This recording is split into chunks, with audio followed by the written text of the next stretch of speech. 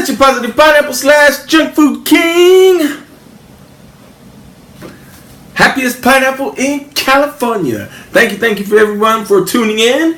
And this is Pineapple Finance, where finance is super easy to understand. So the question is today, how do you maintain your principal while taking withdrawals and keeping up with inflation? Again, how do you maintain your principal while taking withdrawals and keeping up with inflation? Basically, in short terms, how do you take money out of your investments, keep it the same, and never losing money as each year goes by? Real simple. One more time. How do you take money, don't lose money, and keep that up every single year? Real simple. So, I'll do it as simple as possible, right? Let's say you have $2 million. You have that today, right? You want to take 5% withdrawals every year for the rest of your life. Every year for the rest of your life. The reason I'm using 5 is just to keep the math simple, to understand the concept, right? And then we're going to account for the average rule of thumb for inflation, which is 3%. Okay? $2 million times 5%, that's $100,000 that a person is going to take out every single year. That is $8,300 a month. Remember, we're just keeping it simple. Keeping it simple. Once again, you're going to take out 5%, which is $100,000, $8,300 a month, and 3% of inflation. All right? So, your investments.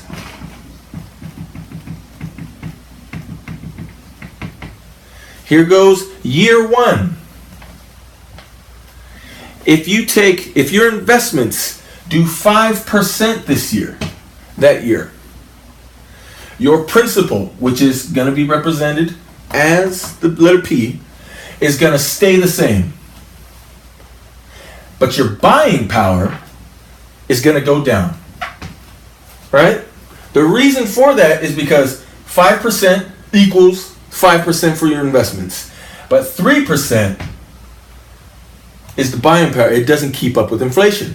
But yet, in your investments, you took out $100,000 this year, the very next year. Guess what your account starts out with? $2 million. Right? You started with $2 million in year one. You took out $100,000. Year two, you still have $2 million. Simple, right? Second year, say your investments did 8%. Your principal would go up. This would go up, and your buying power would stay the same. Simple. It's a concept. We're just trying to get a friend of mine, Cedric, visuals to understand it, right? So the next year, on year 3, this will be more than $2 million. It's more than $2 million. All right? Say the third year it does 11%, and you're still taking out this $100,000. This year, on the third year, your principal would go up again because it outperformed what you took out. And then your buying power would go up.